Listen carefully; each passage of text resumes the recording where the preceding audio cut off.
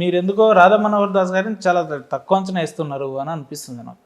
సరిగ్గా అంచనా వేస్తున్నా, తక్కువ అంచనా వేయట్లేదు, సరిగ్గా అంచనా వేస్తున్నా. అది ఫుట్పాత్ స్టాండర్డ్. అది ఆధ్యాత్మికత విషయంలో బైబిల్తో పోలిస్తే ఫుట్పాత్ స్టాండర్డ్. అది మరి ఎందుకు ఫుట్పాత్ స్టాండర్డ్ అయిన వ్యక్తి మాట్లాడితే క్రిస్టియానిటీ ఇంత సీరియస్ గా మొరుగుతున్నాడు కదా, రిసీవ్ చేసుకుంటుంది, మొరుగుతున్నాడు కదా, అదిలించాలి కదా. మాట్లాడి నిజాలని మీరు అనుకుంటారు కాబట్టి మీకు కోపం వస్తుంది, అంతే కదా. నిజాలు కాదని నిరూపించడానికి అడుగుతున్నా నేను. ఫుట్పాత్ మీద కూర్చొని సైలెంట్గా నిద్రపోతే పర్లేదు, మొరుగుతున్నాడు, వెంటబడుతున్నాడు, క్రైస్తవం వెంటబడుతున్నాడు, అదిలించాలి కదా. అదైతే యాక్సెప్ట్ చేస్తారు కదా. క్రైస్తవ మొరుగుతున్నాడు అయితే మొరగడం కాదు, క్రైస్తవం వెంటబడుతున్నారు, క్రైస్తవంలో ఉన్న లూపోల్స్ అని చెప్తున్నాడు అనేది అయితే మీ మనసులో ఉంది అనేది అయితే యాక్సెప్ట్ చేస్తారు కదా. కుక్క మొరిగినప్పుడు అది మనం లూప్ హోల్స్ని గమనిస్తుందంట తప్పు. ఇప్పుడు నేను బ్లేజర్ వేసుకుని ఇలా వెళ్ళాను అనుకో అమీర్పేట వీధుల్లో, కుక్కలు మొరుగుతాయి. ఎందుకంటే ఇది బ్లేజర్ అని, ఇది ఒక డిగ్నిటీ అని దానికి తెలియదు పాపం, అది మొరుగుతుంది అంతే. ఓకే, మొత్తానికైతే రాధా మనోహర్ దాస్ గారితో డిబేట్లో కూర్చోవాలనే మీ ఆశ, మరి అది ఎప్పుడు తీరుతుందో తీరదు. అరే నా క్వశ్చన్ కూడా కంప్లీట్ అవ్వట్లేరు మీరు. కాన్ఫిడెన్స్ అది. ఓకే, కాన్ఫిడెన్స్ అది. సరే, ఇతర మతస్థులు మీ మీద చేసే ప్రచారాలను ఒక నిమిషం పక్కన పెడితే, చివరగా ఈ బైబిల్ని దేన్ని చూసి నమ్మాలి, బైబిల్ ఎలాంటి వ్యక్తుల్ని చూసి బైబిల్ని అనుసరించాలి అని చెప్తే యాజ్ ఎ పాస్టర్గా ఏం చెప్తారు మీరు? యాజ్ ఎ పాస్టర్గా నేనేం చెప్తానంటే, బైబిల్లో పాస్టర్కి ఉండవలసినటువంటి క్వాలిఫికేషన్స్ నాకు 16 ఉన్నాయి. తిమోతికి రాసిన మొదటి పత్రిక 3వ అధ్యాయం 1వ వచనం నుంచి 7వ వచనం వరకు రాయబడ్డాయి. తీతుకు రాసిన మొదటి పత్రికలో కూడా రాయబడ్డాయి. ఈ 16 క్వాలిఫికేషన్స్ లేకపోతే అలాంటి వ్యక్తుల్ని పాస్టర్లుగా అంగీకరించొద్దు. మీకు బైబిల్ సారం అంతా తెలియకపోవచ్చు, కానీ 16 లక్షణాలు అయితే తెలుసు కదా, స్పష్టంగా రాశారు కదా ఇక్కడ. అవి ఒకసారి చదివి వినిపించను? పర్లేదు, చదివి వినిపిస్తాను, ఎందుకంటే వాళ్ళకు కూడా ఈ క్లారిటీ ఉండాలి. ఈ లక్షణాలు లేకపోతే వాళ్ళని పాస్టర్లుగా యాక్సెప్ట్ చేయకూడదు. చూడండి 3వ అధ్యాయం 1వ వచనం, మొదటి తిమోతి పత్రిక 3వ అధ్యాయం 1వ వచనం నుంచి, ఎవడైనను అధ్యక్ష పదవిని ఆశించిన ఎడల, అంటే పాస్టర్, అట్టివాడు దొడ్డ పనిని అపేక్షించుతున్నాడు అన్న మాట నమ్మదగినది. దొడ్డ పని అంటే చాలా గ్రేట్ అని, గొప్పది అని. అధ్యక్షుడు వాడు నిందారహితుడు, నింద ఉండకూడదు. అంటే ఆరోపణ వేరు, నింద వేరు. ఆరోపణ నిజమైనప్పుడు నింద అవుతుంది, విమర్శలు ఉండొద్దు ఆయన మీద. విమర్శ నిజం కావాలి, అది నింద. నిందారహితుడు, ఏకపత్ని పురుషుడు, మితానుభవుడు, తరువాత బోధింప తగిన వాడునై ఉండి, క్వాలిఫైడ్ అయి ఉండాలి బోధించడానికి. అతిథి ప్రియుడు, మితానుభవుడు, స్వస్థ బుద్ధి గలవాడు, మర్యాదస్తుడై ఉండి, బోధింప తగిన వాడునై ఉండి, మద్యపానీయు, కొట్టువాడును కాక. మద్యపాని వేరు, కొట్టడం అంటే గొడవ పడేటువంటి స్వభావం. మద్యపానీయు, కొట్టువాడును కాక, సాత్వికుడును, జగడమాడని వాడును, ధనాపేక్ష లేనివాడునై, డబ్బు మీద వ్యామోహం లేనివాడునై, సంపూర్ణ మాన్యత కలిగి తన పిల్లలను స్వాధీనపరుచుకొనుచు తన ఇంటి వారిని బాగుగా ఏలువాడై ఉండాలి. ఎవడైనను తన ఇంటి వారిని ఏలనేరకపోయిన ఎడల అతడు దేవుని సంఘమును ఏలాగు పాలించును. అతడు గర్వాంధుడై అపవాది కలిగిన శిక్షావిధికి లోబడకూడనట్లు క్రొత్తగా చేరిన వాడై ఉండకూడదు. అంటే కొత్తగా వచ్చినవాడు, మెచ్యూర్డ్ అయి ఉండాలి, ఎక్స్పీరియన్స్ అయి ఉండాలి. మరియు అతడు నిందపాలై అపవాది ఊరిలో పడిపోకూడనట్లు సంఘమునకు వెలుపటి వారి చేత మంచి సాక్ష్యం పొందిన వాడే ఉండాలి. చర్చి బయట వాళ్ళు కూడా మంచోడరా అనేటువంటి ఆ సాక్ష్యం కలిగి ఉండాలి. ఇలాంటి 16 క్వాలిఫికేషన్ ఉండాలి. ఇందులో పాస్టర్లు అని చెప్పుకునే వ్యక్తులల్లా ఏ ఒక్క ఈ క్వాలిఫికేషన్ లేదు. వాళ్ళే చెప్తున్నారు, ఏమంటున్నారు, నేను గతంలో తాగేటోని, తిరిగేటోని, Google Pay, PhonePe account నంబర్లు పెట్టుకొని పదే దశం భాగం అని అడుక్కుంటున్న వాళ్ళు ఇక్కడ పడిపోతారు. ధనాపేక్ష లేని వాడై అనే దగ్గర రాలిపోతారు, అంతా సగం మంది అక్కడే వెళ్ళిపోతారు. బైబిల్ ఏం రాయబడిందంటే, ఒకని హృదయం నిండి ఉండు దాన్ని బట్టి వాని నోరు మాట్లాడుతుంది. నా లోపల ఏముందో అదే మాట్లాడతాను నేను బయటికి కదా. ఎంతసేపు దశం భాగం కానుకలు దేవుడికి ఇవ్వండి, మీరు ఇస్తే దీవించబడతారు, ఇస్తే ఆశీర్వదించబడతారు, మీరు ఇవ్వలేదు కాబట్టి అని అంటున్నావంటే నీ లోపలంతా డబ్బే ఉంది, ధనాపేక్ష ఉంది. కాబట్టి నువ్వు పాస్టర్గా డిస్క్వాలిఫై. ఒక పాస్టర్కి జీతం ఇవ్వాల్సింది దేవుడు, ఎందుకంటే ఆయన నన్ను ఉద్యోగానికి పెట్టుకున్నాడు. నాకు జీతం ఎవరు ఇవ్వాలి? ఆయన ఇవ్వాలి. ఎలా ఇస్తాడు? దేవుడికి మీకు ఏమైనా ట్రాన్సాక్షన్లు జరుగుతాయా? దేవుడు ఎలా ఇస్తాడు అని అంటే, ఆయన ఎవరిని ఎప్పుడు ఎంత ప్రేరేపించాలో ప్రేరేపిస్తాడు. వాళ్లకు నాకు ఇవ్వాలని ప్రేరేపణ వచ్చిందంటే, నేను అడిగాను అనుకోండి, భిక్ష అన్న అవుతాను. నేను అడిగితే ఏమవుతాను? భిక్షగాన్ని అవుతాను. ఆయన ప్రేరేపిస్తే నేనేమవుతాను? పాస్టర్ని అవుతాను. నేను దేవుణ్ణి అడుగుతాను, ప్రార్థన చేస్తాను, ప్రభువా నాకు పలానా అవసరం ఉంది అని అడుగుతాను. ఇది నా హక్కు, నా హక్కు ఇది. ఆయన అడగడు, ఎందుకంటే ఆయన నన్ను పిలిచాడు కాబట్టి. నేను అడిగింది రేపు నా రియాలిటీలో ఇంకొక వ్యక్తి వచ్చి ఇచ్చినప్పుడు అప్పుడు వస్తుంది ఆనందం, దాన్ని కొలవలేము. అది డబ్బుకు మించిన ఆనందం. అలాంటి సంఘటనలు మీ మీ మీ దృష్టిలో జరిగినాయేమన్నా? నిన్న బయలుదేరి ఇక్కడికి వస్తున్నప్పుడు కూడా అడిగాను, ప్రభువా నాకు ఫ్యూయల్ కావాలి. మరి కారుకు ఫ్యూయల్ ఇస్తేనే కదా వస్తుంది, దూరం వస్తుంది. నాకు ఫ్యూయల్ కావాలి. మనుషుల్ని అడగలే, దేవుణ్ణి అడిగాను. అట్లా దేవుడు తీసుకొచ్చి ఇచ్చిండా? నాకు ఇచ్చాడు, ఇస్తాడు, పోషిస్తాడు. 2016లో పరిచర్య ప్రారంభించాను, సేవ ప్రారంభించాను. ఈ రోజు వరకు ఒక్కరిని కూడా చేయి జాపి అడగలేదు, నోరు తెరిచి అడగలేదు. డైరెక్ట్ దేవుడిని అడుగుతారు, దేవుడు వేరే మనుషులు. నా దేవుడికి ప్రార్థన చేస్తున్నాను, ఆయన నాకు ఇప్పిస్తున్నాడు, కడుపు నిండా భోజనం పెడుతున్నాడు, భవిష్యత్తులో కూడా పెడతాడు. పెట్టకపోయినా దేవునికి స్తోత్రం. ఆయన నమ్మకమైన యజమానండి. నేను కొన్ని సందర్భాల్లో సోమర్థనంగా పని చేయడం మానేసిన సందర్భాలు ఉన్నాయి, కానీ ఆయన జీతం ఇవ్వడం మానేసిన సందర్భం లేదండి. నమ్మకమైన యజమానండి. నా బలహీనతను అర్థం చేసుకునే యజమానండి. పనివాడు జీతానికి పాత్రుడు అని చెప్పిన ఆయన నమ్మకమైన యజమాని. ఆయన ఇస్తాడు. నా హుందాతనాన్ని నేను మెయింటైన్ చేయగలను. అదే నేను మనుషులను అడుకోవడం ప్రారంభించాను అనుకో, ప్రత్యక్షంగాను పరోక్షంగాను ఈ దశంభాగాల పేరుతోనే ఇలా అడగడం స్టార్ట్ చేశాను అనుకోండి, భిక్షగా అన్న అవుతానండి. ఇంత గట్టిగా మాట్లాడేవాడిని కాదు. అందుకనే చాలామంది నన్ను క్వశ్చన్ చేయలేరు. నువ్వు కూడా అడుక్కుంటున్నావు కదా అని అనలేరు నన్ను. నువ్వు కూడా సంపాదిస్తున్నావు అనలేరు నన్ను. ఎందుకంటే వాడు అడగడం, ప్రూఫ్ లేదు. కానీ ఇప్పుడు నేను సతీష్ కుమార్ అన్నానా, నేను ప్రూఫ్ చూపించాల్సి అక్కర్లేదు, మీరే చూపిస్తారు. 100 వీడియోలు చూపెడతారు, చూడు ఎలా అడుగు తింటున్నాడు అని మీరే చూపెడతారు. లేదా ఇంకొక పాస్టర్ని, పెద్ద పెద్ద పాస్టర్గా పిలువబడుతున్న వాళ్ళందరినీ చూడు ఎలా అడుగు తింటున్నారు మీరే అంటారు. ప్రూఫ్స్ అక్కర్లేదు. 2000 వీడియోలు ఉన్నాయి. 100 సార్లు వెతకండి. ఒక్క చోట కూడా నాకు డబ్బు ఇవ్వండి, నేను కష్టాల్లో ఉన్నాను, నేను నా దేవుని సేవకు ఇవ్వండి నేను ఎప్పుడు అడగలే. దేవుని సేవకు మిమ్మల్ని నేను ఎందుకు అడుగుతాను? ఆయన్ని అడుగుతాను. ఆయన ఎవరిని ప్రేరేపిస్తాడో, ఎలా ప్రేరేపిస్తాడో, అది ఆనందం అంటే, అది గర్వం అంటే, అది అతిశయం అంటే. దేవుడిస్తున్నాడు తీసుకుంటున్నా అనేది అతిశయం. అంతేగాని మనుషుల్ని ప్రేరేపించి వాళ్ళ దగ్గర నుంచి లాక్కొని అది అడుక్కు తినే లక్షణం అది. ఇప్పుడు చాలా మంది అదే. మీకు మాట చెప్పనా, ఈ 3 నెలల క్రితం ఎప్పుడైతే ప్రవీణ్ పగడాల గారు, ఆయన పాస్టర్ కాదు, ప్రవీణ్ పగడాల గారు పాస్టర్ కదా, ఆయన అపాలజిస్ట్, చాలా మంది తప్పుగా అపార్థం చేస్తున్నారు. అపాలజిస్ట్ ఆయన బిజినెస్ మ్యాన్. ఎప్పుడైతే ఆయన చనిపోయాడో, ఆ చనిపోయినప్పుడు అందరూ ఒకవైపు వచ్చారు. ఎందుకు ఒకవైపు వచ్చారు చెప్పమంటారా? ప్రజలు దీన్ని ఇలాగే నమ్ముతున్నారు కాబట్టి ఇలాగే నమ్మేటట్టు మనం ఉంచితే వాళ్ళ మన్ననలు, వాళ్ళ అభిమానం మనకు ఉండనే ఉంటుంది, వాళ్ళు మనకి ఇస్తారు.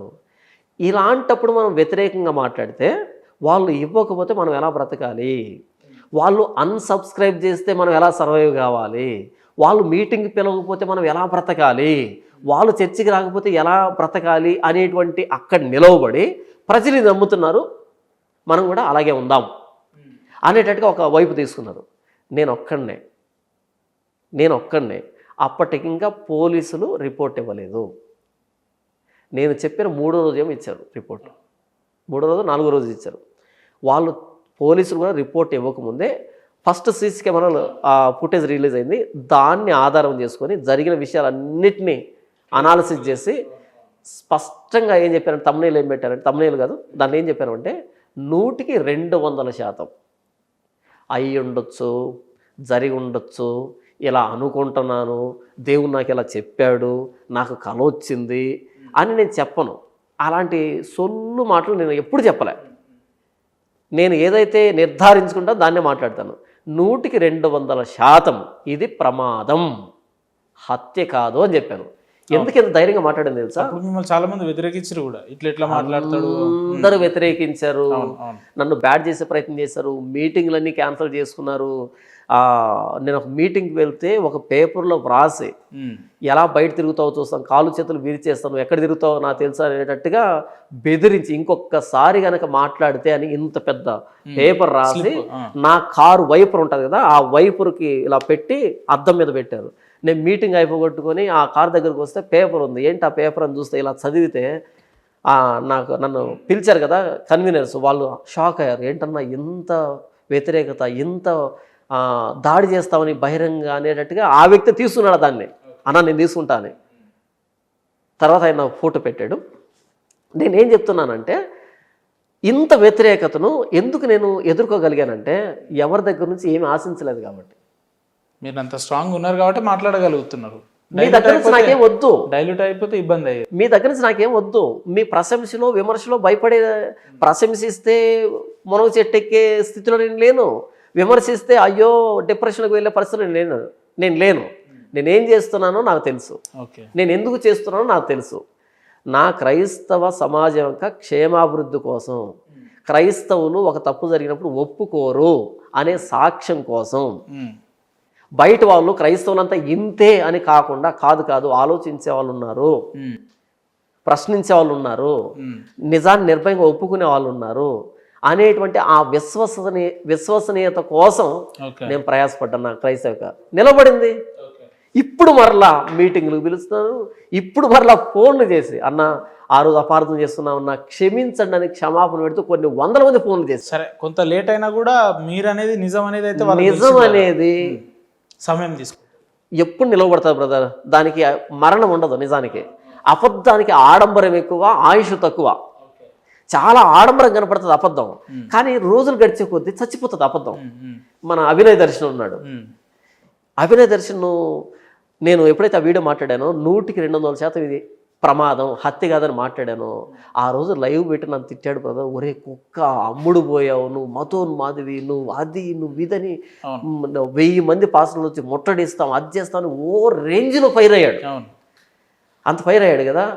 ఆ వ్యక్తి నోటితో ఆ వ్యక్తే మాకు తెలుసండి, పోస్ట్ మార్టం రాకముందే మాకు తెలుసండి, అయినా సరే మేము ఒక స్టాండ్ తీసుకున్నామండి, అది ఒప్పుకుంటే క్రైస్తవం బ్యాడ్ అవుతుందని అలా తీసుకున్నామండి అనేటట్టుగా ఆ వ్యక్తి నోటితో ఆ వ్యక్తే ఒప్పుకున్నాడు. ఆ రికార్డింగ్లు బయటకు వచ్చి మాట్లాడుతున్నారా? రెగ్యులర్ టచ్ లో ఉంటాడా? ఎందుకు మాట్లాడతాను కదా ఇలాంటి బెగ్గర్స్తో? నేను ఎందుకు మాట్లాడతాను? ఇలాంటి దొంగలతోనూ బెగ్గర్స్తో మాట్లాడను. మీకు మాట చెప్పనా, ఈ అభినయ్ దర్శన్ అనే వ్యక్తి ఒక ఛానల్ పెట్టాడు. ఆ ఛానల్ పేరేంటి, సిపిఎఫ్ టీవీ అంట. సిపిఎఫ్ టీవీ అని పెట్టాడు. క్రిస్టియన్ ప్రొటెక్షన్ ఫోర్స్ అంటాడు.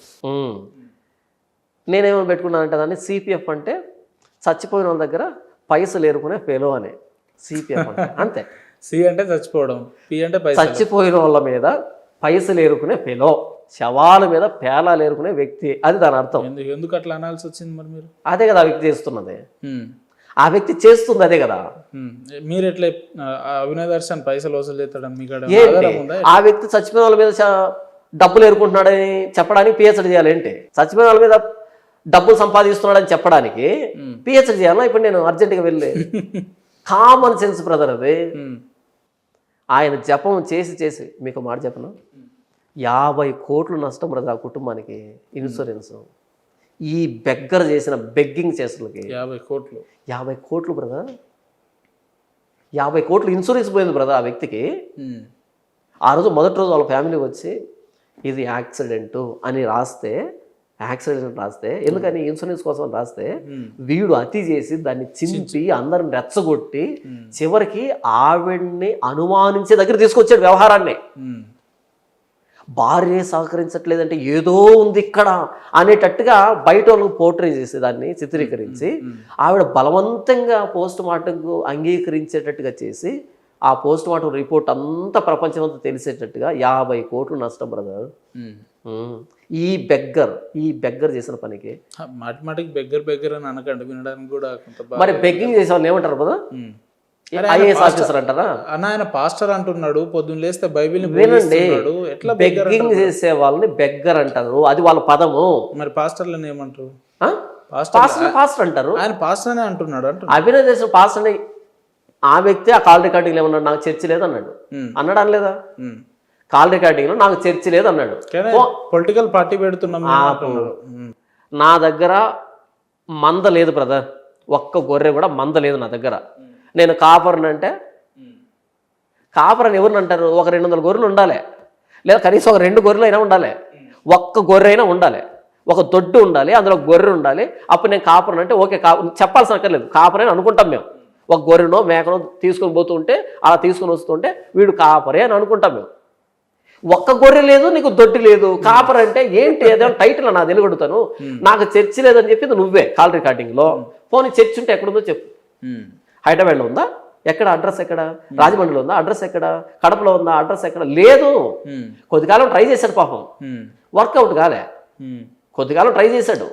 నేను సినిమాలో నటించాను, ఏ ఉల్పా సినిమాలో నటించాడో తెలియదు ఎవరికి, తెలియదు నిజంగానే. ఆ సినిమాలు అంటే ఎవరికి తెలియదు. నేను సినిమాలో నటించాను. మా కడపలో బ్యానర్ వేశాడు బ్రదర్, దేవుడు సేవ చేస్తున్న పాస్టర్ అభినయ్ దర్శన్ అని పెద్ద బోర్డు వేస్తున్నాడు. అందరూ అనుమానం ఏంటంటే ఏమి సినిమా ఏమి సినిమా ఏమి సినిమా అని. ఎవరికి తెలియదు. చాలామంది ఏమి సినిమా తీశాడు ఏమి సినిమా తీశాడని. అది మనోడు గుర్తింపు. అంటే నేను పాస్టర్ అని చెప్పి సర్వైవ్ కాలేని అసమర్థుడు కాబట్టే సినిమాలో నుంచి వచ్చానని రాసుకుంటున్నావు. ఎట్లా మీరు ఎట్లా పాస్టర్ అయ్యారంటే మా నాన్నగారు పాస్టర్ కాబట్టి నేను కూడా పాస్టర్ అని అన్నాడు ఆయన నా ఇంటర్వ్యూ. భలే ఉంది. మా తాతలు నెయ్యి తాగారు, మా మూతి వాసన చూడ అన్నట్టుంది ఇక్కడ. మా తాత నెయ్యి తాగాడు, మా మూతి వాసన చూడ అన్నట్టుంది ఇక్కడ. అంటే మీ తాత నెయ్యి తాగితే నీ మూతి వాసన వస్తుందా ఏంటి? నీ మూతి వాసన వస్తే మీ తాత తాగాడని అర్థమై ఏంటి?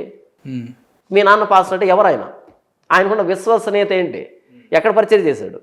వెళ్ళి చూడండి బ్యాక్గ్రౌండ్లోకి వెళ్ళి. నాకు తెలుసు, నేను మాట్లాడిన దాని గురించి స్టడీ చేసినట్టున్నారు. నేను లైవ్ పెట్టాను, లైవ్ పెట్టి చెప్పాను, ఒరే అభినయ్ ఇంకొకసారి ఒక్కో మురిగినట్టు మురిగామనుకో మీ నాన్న దగ్గర నుంచి మొదలు పెడతా అని చెప్పాను. వీడియో ఉంటుంది చూడండి. అంటే మురిగాడు నా మీద, అన్ని అబద్ధాలు చెప్పాడు. నేను ఎవరి దగ్గర నుంచి చర్చ లాక్కున్నానంట, ఎవరికో ఏదో చేశానంట, అది చేశానంటే కుక్క మురిగినట్టు మురిగాడు. ఎందుకంటే అది మంచి వేడిలో ఉంది, ఆయన వేడిలో ఉంది కదా. అప్పుడు అందరూ నా మీద వ్యతిరేకంగా ఉన్నారు. ఈ వేడిలో మనం ఏమన్నా చెల్తుందని మురిగాడు. లైవ్ పెట్టి మాట్లాడాను. తేడా చేసామనుకో నేను మొదలు పెడతాను. ఎందుకంటే నీది కడపే నాది కడపే, అంతే కదా. లేదంటారా? అమ్మగారి భాగవతం మేనమాకు తెలీదా? అంతే కదా.